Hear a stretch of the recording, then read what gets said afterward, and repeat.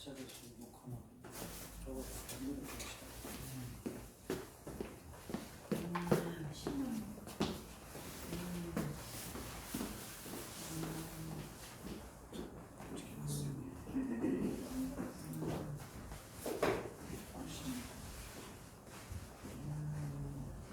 우리 행복 생각이 있다. 행복.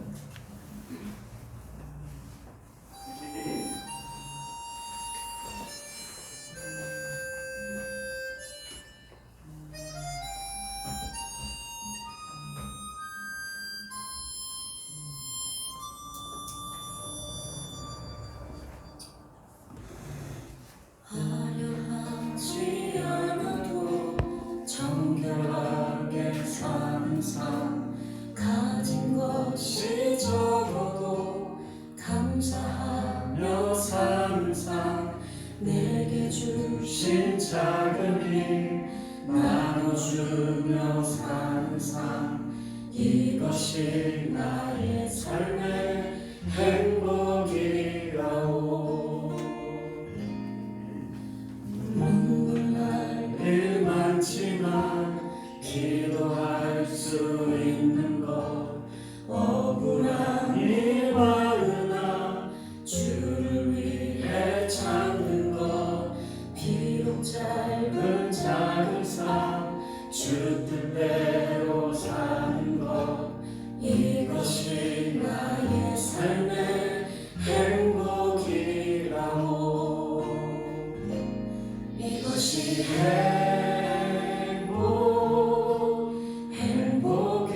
행복이라오.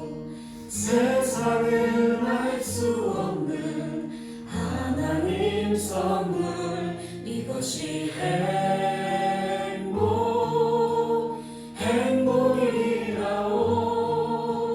하나님의 자녀로 살아가는 것, 이것이 행복이라오.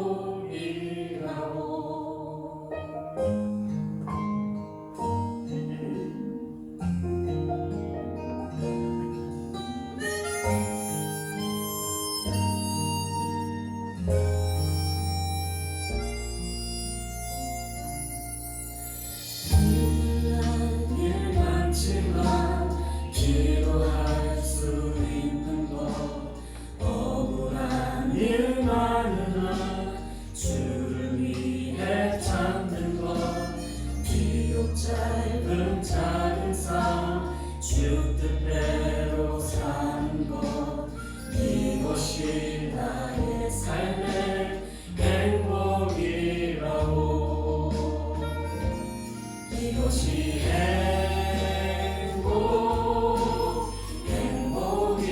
행복이라오. 세상은 알 수 없는 하나님 선물, 이것이 행복이라오.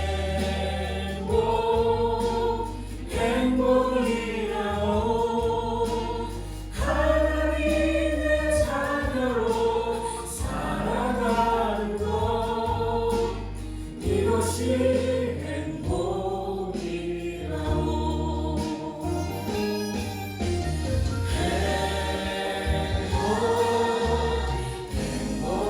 행복이라오. 세상은 알 수 없는 하나님 선물, 이것이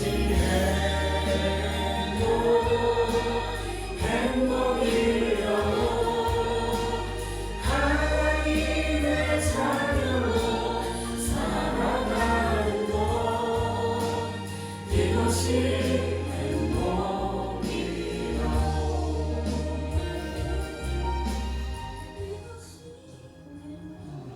우선 기도해 주시겠습니다. 하신 하나님 아버지, 은혜와 사랑을 감사합니다. 널 믿어 사랑해 주시고 세상에 살기 위해서 욕되지 않게 하시고 하나님 안에서 항상 살아갈 수 있도록 인도하신 주님을 찬양합니다. 늘 말씀하면서 우리가 살아갈 수 있도록 항상 함께해 주시고, 우리가 다른 데로 갈 수 있도록 하나님 말씀 붙잡을 수 있도록 하나님 도와주시기 바랍니다. 하나님, 세상에 때로 살 때는 하나님 말씀에 오전하지 않고 타락할 때야 마음을 고백합니다. 어디 없습니다. 우리의 상황과 그 모든 것들을 잊지 못하고 하나님 눈으로 보는 것 좋은 것으로 또 우리가 쫓아가고 있습니다. 그럴 때마다 말씀으로 가르쳐 주시고 하나님께 오셔서 하나님 안에 너희들로 살아갈 수 있도록 하나님 축복하여 주시옵소서. 우리들의 사랑을 주시옵소서. 하나님 모든 성도들에게 항상 함께 해주시고 가정마다 늘 항상 지켜주시고 인도하여 주셔서 늘 주님이 원하시는 그런 행복한 삶을 살아갈 수 있는 그런 다른 일들을 하나님 인도하시기를 간절히 소원합니다. 그 힘들 때에는 우리가 낙심하지 않게 하시고 말씀을 붙들고 우리가 기도하며 그 말씀 속에서 우리가 히라로질 수 있게 도와주시고 간절히 소원합니다.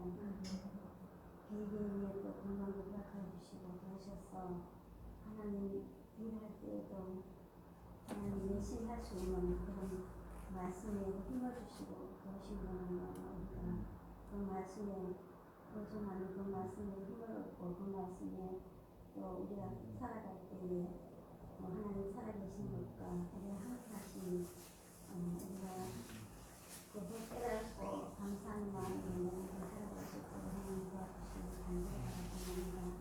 자녀들을 축복하여 주시고 세상에 나가면 눈으로 보는 것과 우리가 가는 길에도 하나님 미혹되기 쉽습니다. 하나님 말씀을 사랑시켜 주시고 주님께로 돌아올 수 있는 믿음을 허락하여 주셔서 아버지 말씀에 그 본이 되게 하시고 인도하여 주셔서 주님 있는 사람들을 주님의 그 삶을 통하여서 알게 하시고 깨닫게 인도하여 주셔서 그들을 통하여서 주님 나라가 더욱더 확장될 수 있는 우리 자손들이 다 될 수 있도록 인도하여 주시옵소서. 하나님 아버지 지금은 보면은 이단들이 정말 증거가 많이 아프답니다. 아버지요 주님은 아쉬우니 그런 것들을 우리가 보면서 또 그들의 그 전도의 힘을 우리도 함께 할 수 있도록 하나님 도와주시기 원합니다. 그런 한분과 몇 번을 만들어 주시어서 우리가 살아가는 그 자리에 그 수레에 복음을 전가하며 아버지 우리 삶을 통해서 그들이 우리가 웃으거나 우리가 감동을 줄 수 있도록 인도해 주셔서 그것은 우리가 일을 하는 주님께서는 그 사람 주시는 주님이십니다. 하나님께서 도우셔서 주님 나라가 우리 삶을 통해 하나님께 도와주시고 하나님 소원합니다. 하나님 아버지 늘 항상 우리 함께 하시는 주님을 찬송합니다. 우리 주님 사랑들을 통하여서 이 지역에 하나님 알지 못하는 그리고 코로나를 통하여서 이렇게 또 일쓰지 못하는 하나님의 성도를 기억하여 주시고 인도하여 주셔서 하나님 수많은 영혼들이 아버지 일어나서 정말 주님을 찬송하고 하나님의 도신 가운데서 이 지역에 우리 교회를 통하여서 주님의 나라 확장될 수 있도록 하나님 축복해 주시옵소서. 목사님을 위해 언성도들이 기도하게 하시고 우리가 영주와 하나 될 수 있도록 하나님 축복해 주시길 간절히 바랍니다. 하나님 우리가 말 어느 하나 조심할 수 있게 도와주시옵시고 상처 주지 않게 하시고 인도하여 주셔서 그것도 하나님께서 우리 마음을 움직이셔야 됩니다. 주님 도와주시고 인도하여 주셔서 아버지 말씀에 귀 기울이며 그런 우리가 남에게 우리 나라의 속단에 한마디 전혀 밑에 만나는데 우리가 그런 마음에 도움이 될 수 있도록 하나님 축복하여 주셔서 정말 우리 교회를 통하여서 이 지역에 무수한 영혼들을 주께 구하면서 도와주시길 간절히 소원합니다. 하나님 아버지 목사님 늘 하나님 함께 해주시고 말씀 연구하실 때에도 주님이 함께 하시사 저희들의 말씀을 전하는 말씀들이 하나님 말씀을 받아 저희들에게 전가해서 저희도 마음을 새기고 기도 듣고 또 하나님 역사하신 눈으로 볼 수 있도록 하나님 축복해 주시옵소서.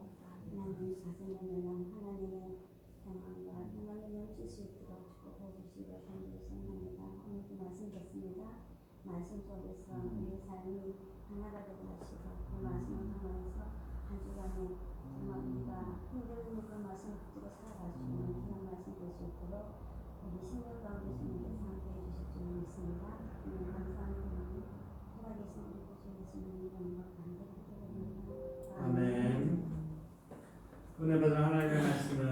시편 119편 105절 말씀입니다. 119편 105절 말씀입니다.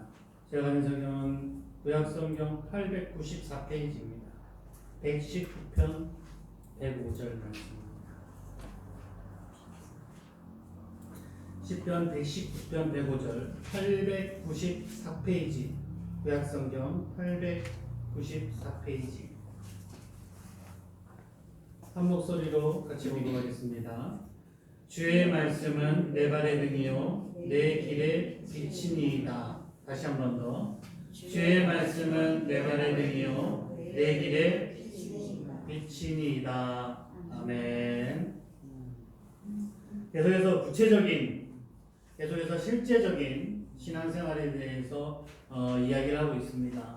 계속해서 말씀드렸던 상황은 신앙이 성숙한 신앙인이 되려면 주일날만 하나님을 찾아가는 것이 아니라 주중에서도 하나님과 함께하는 생활 신앙이어야 된다라고 말씀드렸죠.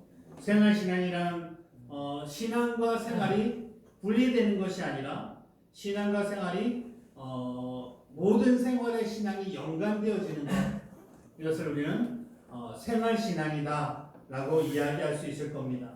그렇게 믿음 생활을 자연스럽게 하다 보면 자기의 신앙이 점점 커져서 우리 신앙을 지킬 수 있는 자율 신앙이 될 것이고, 그리고 보다 품격 있는 신앙이 될 것이다 라고도 말씀드렸습니다. 신앙생활을 하려면 제일 먼저 해야 될 것은 기도 생활을 해야 될 것이다 라고도 말씀드렸고요.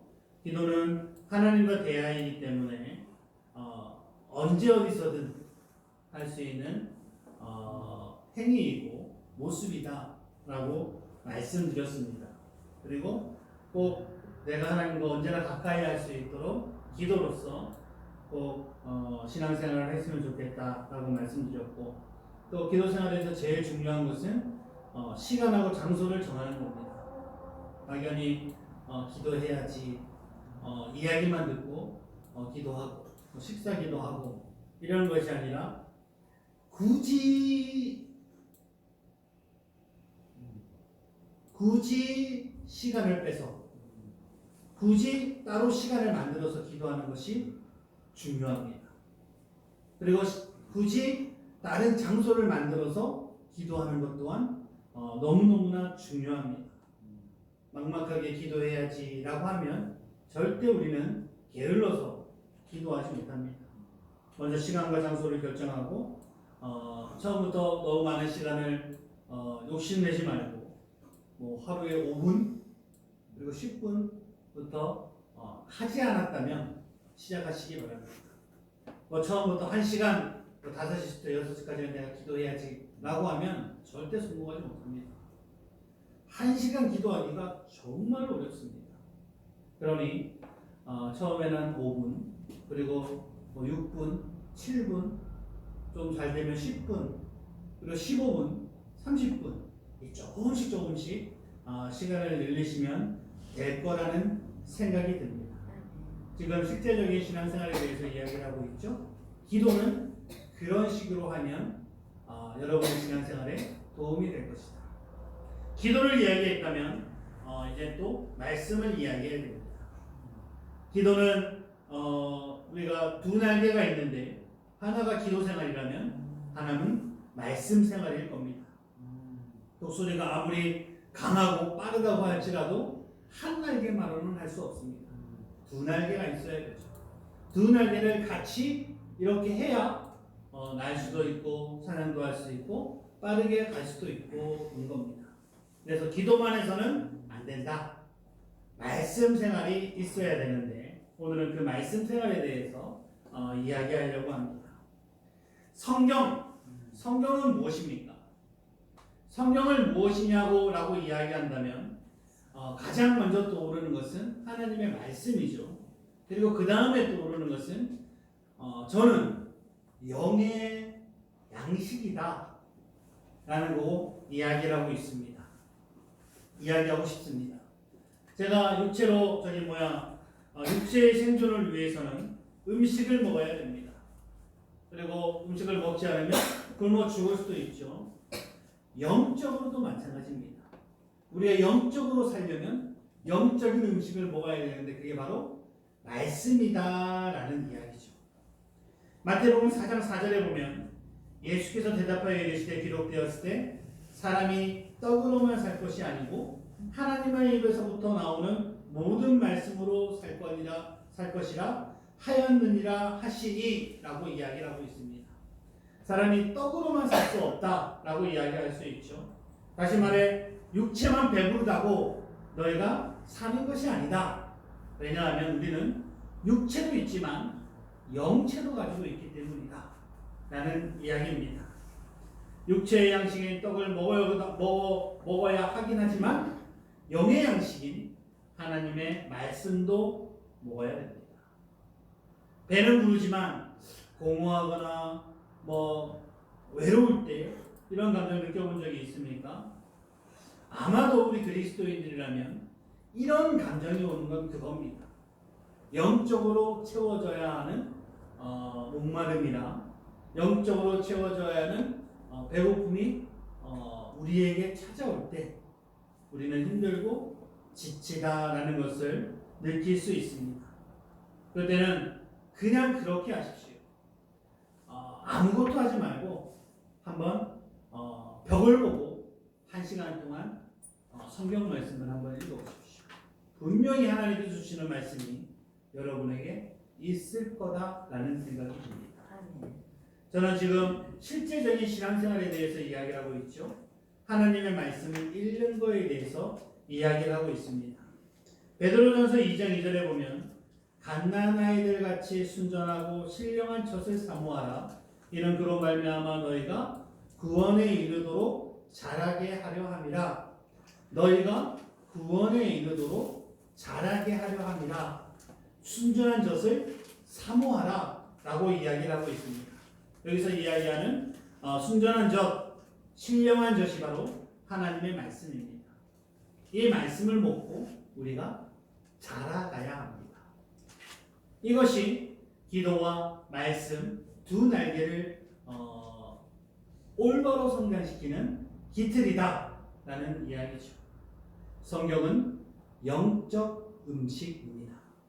두 번째로 성경은 우리 삶의 매뉴얼이 됩니다. 우리 삶의 매뉴얼. 우리가 어떤 제품을 사거나 특히나 가전제품을 사거나 어떤 물건을 사면 거기에 써 있는 설명서를 읽게 되죠. 매뉴얼을 읽게 됩니다. 어떤 기능이 있는지, 어떻게 사용해야 되는지 가장 정확한 것은 그것을 읽어보는 것이 가장 정확합니다. 그리고 그것을 읽고 그대로 하는 것이 가장 정확하죠. 성경이 마찬가지라는 겁니다. 성도가 이 세상을 살아가는 방법이 바로 이 성경에 나와 있습니다. 이게 바로 우리 삶의 매뉴얼이다. 너희가 어떻게 행동해야 될지 분명히 나오는 것이 바로 성경이다라는 이야기죠. 그래서 오늘 본문 말씀 뭐라고 이야기합니까? 주의 말씀은 내 발의 등이고 내 길의 빛이다 라고 이야기를 하고 있습니다. 우리가 이 말씀만 읽으면 우리의 길을 올바른 길로 바른 길로 인도해 주실 겁니다. 이것이 우리가 세상을 살아가는 확실한 기준이다 라는 사실을 여러분이 꼭 기억하시기 바랍니다. 그러면 어떻게 해야 되겠어요? 성경 읽기를 게을리해서는 안 되겠죠. 성경을 분명히 우리가 읽어야 됩니다. 세상에 살다 보면 어려운 일, 힘든 일 분명히 다가옵니다. 닥쳐옵니다. 그럴 때 어떻게 해야 될지 모르겠어요? 그러면 성경을 펼치고 읽어보시기 바랍니다. 성경이 여러분에게 매뉴얼대로 알려줄 겁니다. 하나님의 말씀이 여러분에게 어떻게 해야 될지, 어떻게 행동해야 될지, 어떻게 생각해야 할지 다 알려주신다 라는 이야기입니다. 자, 그렇다면 성경을 어떻게 읽어야 됩니까? 우리가 실제적인 신앙생활에 대해서 이야기를 하고 있는데 그렇다면 성경을 어떻게 막연히 성경만 읽으면 됩니까? 라고 질문하시는 분도 분명히 있을 겁니다. 구약 성경에 보면 욥이라는 사람이 나옵니다. 다 아시죠? 욥이라는 사람이 나오는데 특별히 그 하나님의 말씀에 대한 태도가 분명한 사람이었습니다. 욥기서 23장 12절의 말씀에 보면 그의 명령을 어기지 않았고 그 입의 말씀을 매일 먹는 음식보다 더 소중히 여겼다. 이렇게 이야기를 하고 있습니다. 하나님의 말씀을 매일 먹는 음식보다 더 소중히 여겼다. 하나님의 말씀을 이 영의 육식을, 영의 양식을, 가치를 알았다라는 이야기죠. 굶기는 했어도 이 영의 양식을 안 먹지는 않았을 거다라는 생각이 듭니다. 그래야 우리의 신앙이 건강할 수 있다라는 사실도 여러분이 꼭 기억하시기 바랍니다. 그러면 어떻게 하면 영의 양식을 먹을 수 있는가? 세분화시켜서 이야기하면 그렇습니다. 우리가 처음 예수를 믿고 처음 예수를 믿는 사람에게 성경을 읽으세요 하고 창세기부터 출애굽기 읽으라고 하면 읽을 수 있습니까? 절대 못 읽습니다. 창세기부터 출애굽기야 조금 이야기가 재밌어서 읽을 수 있을 거다라는 생각이 들지만 레위기 있었다 하면 어떻게 됩니까? 절대 무슨 말인지 모릅니다. 눈으로는 읽고 있지만 머리는 자고 있어요. 무슨 뜻인지도 알도 못하고 그냥 시간만 보내고 있을 수밖에 없습니다. 그럴 때는 어떻게 합니까? 잘 읽혀지지, 잘 모를 때 신앙생활도 얕고 잘 모를 때는 이제 복음서나 그런 시편이나 잠언 정도를 읽는 것이 좋습니다. 이것이 우리에게 교훈을 주거나 읽기도 편한 그러한 글일 수 있죠. 그리고 그 믿음이 조금 더 자라면 조금 더 어려운 부분을 읽을 수 있습니다. 창세기서도 읽을 수 있고 레위기서가 이래서 많이 어려웠구나 라고도 조금 생각할 수 있죠. 그리고 조금 더 지나면 뭐가 뭐를 낳고 계속 이야기가 나오는데도 불구하고 그랬구나 라고 눈으로 읽을 수 있다는 겁니다. 우리의 신앙이 자라면 그렇다라는 거죠. 그래도 어려우면, 그래도 성경 읽는 것이 너무나 어려우면 요즘은 어떻습니까? 조금 더 쉬운 방법이 있습니다. 성경을 읽는 조금 더 쉬운 방법, 우리말로 아주 편하게 번역되어 있는 성경이 있습니다. 예를 들어서 현대인의 성경 같은 것이 있죠. 어려운 말 말고 쉬운 말로만 번역되어 있는 그러한 성경이 있습니다. 너무 보기 어렵다면 그걸로 읽어도 충분합니다. 그걸로 읽어도 제가 하나님의 말씀을 읽은 걸로 쳐줄게요. 아닙니다. 하나님께서 쳐주실 겁니다. 그걸로 읽어도 충분합니다. 그리고 믿음이 자라다면 성경을 정독하는 것이 우리의 영의 양식을 잘 먹는 거다라고 이야기할 수 있습니다. 특히나 하루에 한 3장 정도, 하루에 3장 정도 매일 읽으면 성경을 거의 읽도갈 수 있을 겁니다. 하루에 3장, 결코 많은 시간 아닙니다. 아주 5분, 10분이면 충분히 읽을 수 있는 시간이다.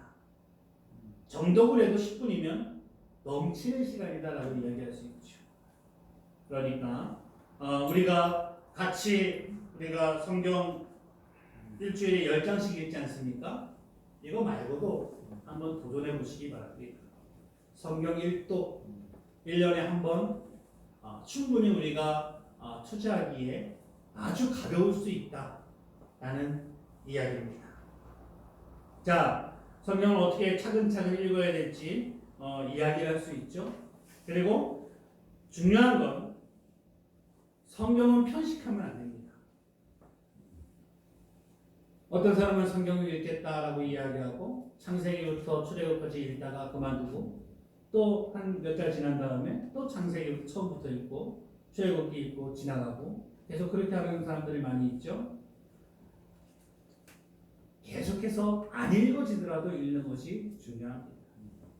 편식하지 말고 골고루 다 드시는 저와 여러분 되시기 바랍니다.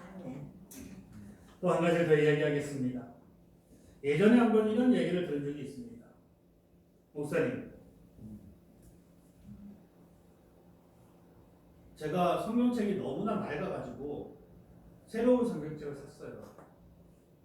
그러면 이 낡은 성경책은 어떻게 하죠? 라고 질문하는 사람이 있습니다. 여러분은 어떻게 합니까?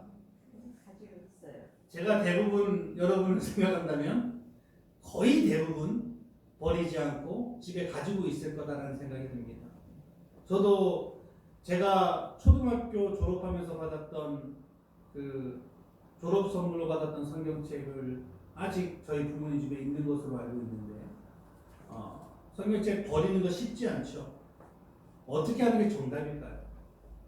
아직 몰라요. 자, 제가 저걸 찾아보니까 인터넷을 찾아보니까 성경책을 버릴 때는 목사님들하고 전사님들을 오시라고 해서 예배를 드리고 기도를 하고 성경책을 버려라 라고 쓰여져 있더라고요. 그리고 그것도 아니라면 성경책을 리폼해라. 저는 생각이 조금 다릅니다. 여러분의 생각은 어떤지 모르겠는데 제가 예전에 예화를 하면서 신주단지 예화를 한 게 기억납니까? 예, 신주단지 이야기를 했습니다. 그러면 그 신주단지를 받아와서 궁금해서 이렇게 보기도 하고 만져보기도 했지만 그런데 그 집사님은 어땠습니까? 너무 무서워하는 거죠, 그거를. 예. 마찬가지입니다. 그냥 아무것도 아닌 실입니다. 성경책도 마찬가지입니다. 사실은 이게 하나님의 말씀이 아닙니다. 그냥 하나님의 말씀이 문자로 기록된 책이죠. 그거와 마찬가지입니다. 그렇다면 그것은 어떻게 됩니까? 예전에 우리가 십자가 우상에 대해서 기독교적인 이슈가 한번 일어난 적이 있습니다. 십자가 목걸이를 하고 다니는 것이 맞냐? 아니냐? 차들마다 이제 교회 타다 보면 십자가 이거 백밀러에 룸밀러에 걸려 있는 경우 많이 있죠. 이거를 들고 다니는 것이 맞냐? 아니냐? 십자가를 너무 우상화시키는 것이 아니냐? 십자가는 뭐예요? 사실은 사용 도구일 뿐입니다. 그 당시에는 저주의 물건입니다. 그런데 이제 우리가 그 십자가를 어떻게 생각해요? 마치 예수님인 것 마냥 생각하고 고이 간직하고 뭐 이렇게 하고 이렇게 하죠. 그것도 마찬가지입니다. 사실은 예수님을 기념하고 예수님을 상징할 수 있다라고 이야기할 뿐이지 그 십자가 예수님을 대신할 수 있는 것은 아닙니다. 그 십자가가 예수님을 대신할 수 있는 것이 아닙니다. 그래서 그런 논란이 아주 많았을 때 저희 교단에는 십자가를 만들어 놓지 않죠. 보통 그 통합측 교단에는 십자가가 있습니다. 근데 우리 교단에는 십자가가 없어요. 그리고 십자가를 놓지 말아라. 지금은 그렇게 얘기하지 않습니다. 놓고 싶으면 놓아라 이렇게 이야기하는데 저도 어릴 때는 교회에 항상 십자가가 있었는데 통합측을 다녔거든요. 교회에 항상 십자가가 있었는데 합동측을 보니까 십자가가 없어서 조금 교회의 분당 안에 십자가가 왜 없지? 그런 생각도 했던 기억이 납니다. 그냥 그겁니다. 기념하는 것뿐이지 대신할 수 없다. 하나님의 말씀을 적은 것뿐이지 하나님의 말씀 자체가 아니다. 라는 이야기를 하고 있는 겁니다. 하나님의 말씀이 힘 있는 것이지 성경책이 힘이 있는 것이 아니다. 라는 이야기를 하는 겁니다. 그렇다고 어떤 겁니까? 이걸 이제 교회 갔다 왔다고 이제 갔다 왔네? 성경책 이렇게 탁 던지면 됩니까? 아니에요. 아니라 그게 같지 않다라는 건 이야기일 뿐이지 소중히 여기는 것은 조금 다른 차원입니다. 소중히 여기는 것은 절대 틀린 것이 아닙니다. 성경책이 하나님의 말씀으로 생각하고 상징하는 것을 소중히 여기는 것. 십자가를 예수님 십자가 먹으면 예수님이 생각나서 그 십자가를 소중히 여기는 것은 우상화시키는 것과는 또 다른 문제입니다. 무슨 말인지 알겠죠? 그러니까 성경책을 봤으면 버려야 되는가 안 버려야 되는가 답이 됩니까? 네. 그래도 여러분은 안 버리고 계속 있을 것 같은데 집에 있을 것 같은데 예전에는 교회에서 성경책 다 쓰면 가져와라 그래서 모아서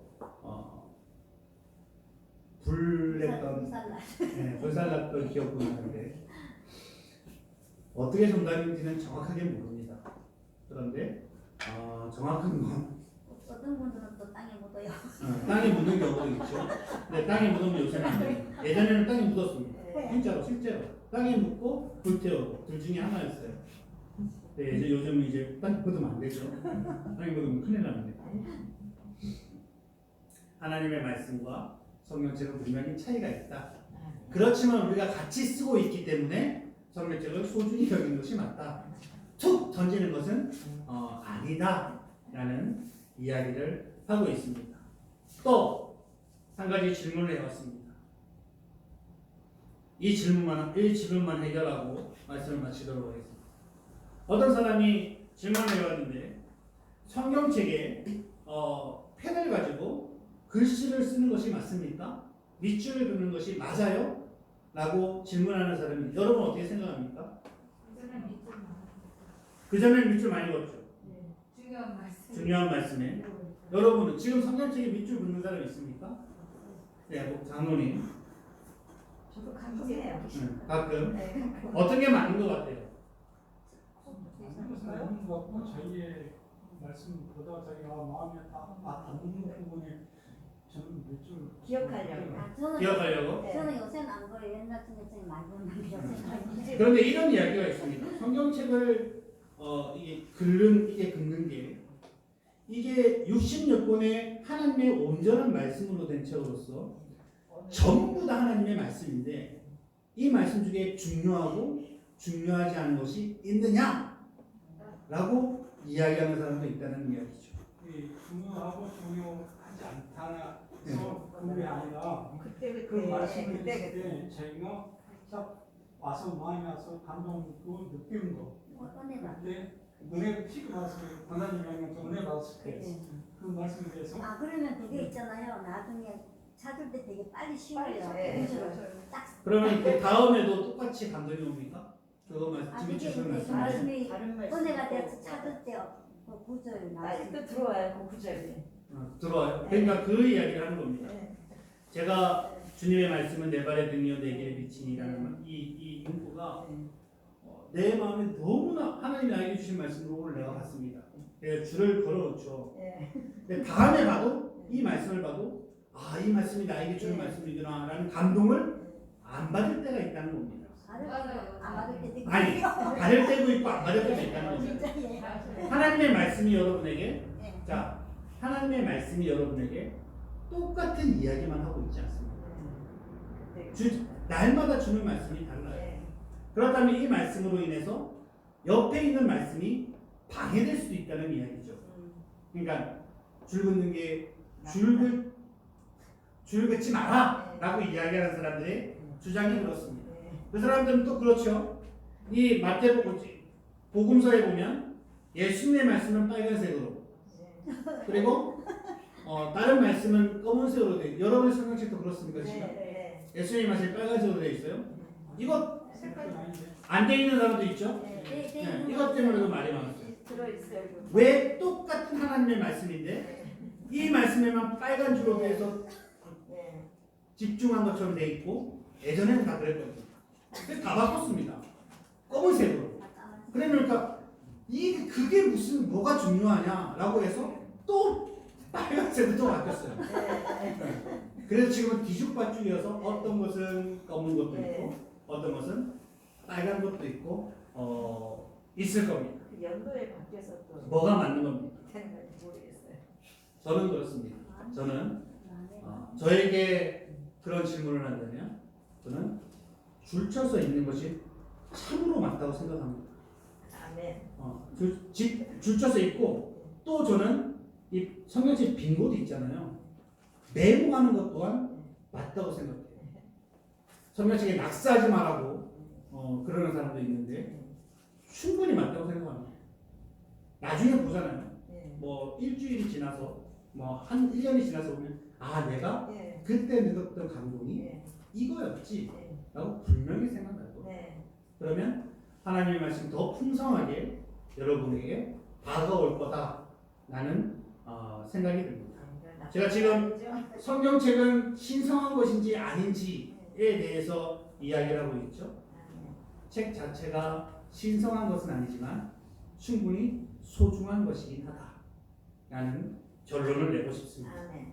그랬으면 어떻게 해야 됩니까? 깨끗하게 써야죠. 이제 결론 그냥 끝내지 말고 결론을 내야 되겠죠. 그랬으면 어떻게 해야 됩니까? 이 성경책을 읽었으면 분명히 실천하려고 노력해야 됩니다. 읽기만 해서는 안 됩니다. 나는 여기서부터 여기까지 읽었으니까 끝! 이래서는 안 된다는 거죠. 내가 오늘 세 장을 읽었으면 여기서 주는 분명한 하나님의 말씀이 나에게 있을 텐데 안 주면 또 세 번 똑같은 걸 또 읽어보십시오. 그래서 주는 감동이 오면 그 말씀을 실천하려고 노력해야 돼요.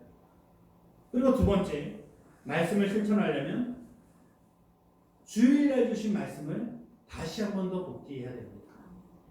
이번 주에 나에게 주시는 말씀이 무엇이었는지 한 번 더 복기해야 됩니다. 제가 오전에 어떤 설교했죠?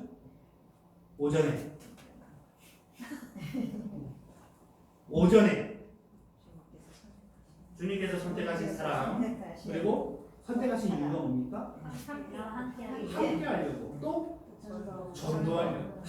그거였구나. 한 번 더 분명히 복기해야 됩니다. 이것이 중요합니다. 듣고 읽는 것은 너무나 쉽죠. 1차원적인 신앙입니다.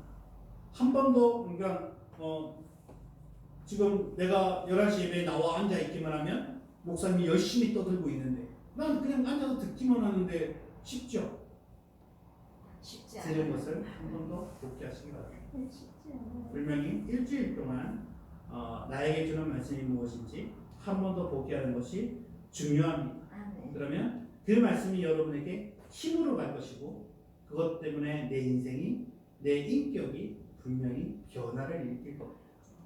그리고 오전에 이야기했던 것처럼 사도 바울의 기적들이 여러분의 인생에 일어날 것임을 여러분이 믿으시기 바랍니다. 아멘. 하나님께서는 우리에게 너무나 귀한 하나님의 말씀을 우리에게 선물로 주셨습니다. 이것은 영혼의 양식, 육적인 양식은 까먹더라도 영혼의 양식은 절대 까먹지 않아야 된다는 사실을 한 번 더 기억하고 하나님의 말씀에 진심인 저와 여러분 되기를 주님의 이름으로 축원드립니다. 기도하겠습니다. 하나님께서 우리에게 하나님의 말씀으로 가르치시니 하나님의 말씀으로 알려주시니 감사하고 감사합니다. 그 하나님의 말씀을 저희가 잊지 않고 조금 더 가까이 할 수 있도록 노력할 수 있는 우리들 될 수 있도록 인도하여 주시옵소서. 예수님의 이름으로 기도드립니다. 아멘. 간구 말씀 드리도록 하겠습니다. 주의 장막에 거하라. 우리의 몸과 생각과 뜻이 머물게 하옵소서. 기도하실 때 꼭 한번 기도해 주시기 바랍니다. 그리고 코로나 시대 그리고 나라와 민족을 위해서 한국교회 미래를 위해서 이번에 또 이태원 압사 사고 유족들을 위해서 계속해서 이번 주간 기도해 주시기 바랍니다. 이번 주 성경 통독은 전도서 5장부터 아가서 8장까지입니다. 꼭 같이 동참해서 읽어주시기 바랍니다. 다음 주 특송은 남전도회입니다. 이제 수능이 18일입니다. 얼마 남지 않았습니다. 마지막까지 최선을 다하게 하고 평안한 마음 그리고 꼭 원하는 대학에 원하는 과에 들어가게 해달라고 마지막까지 열심히 기도해 주시기 바랍니다. 또 다른 간구 있습니까? 없으시면 하나님은 너를 만드신 분, 하나님은 나를 만드신 분 찬양드리겠습니다.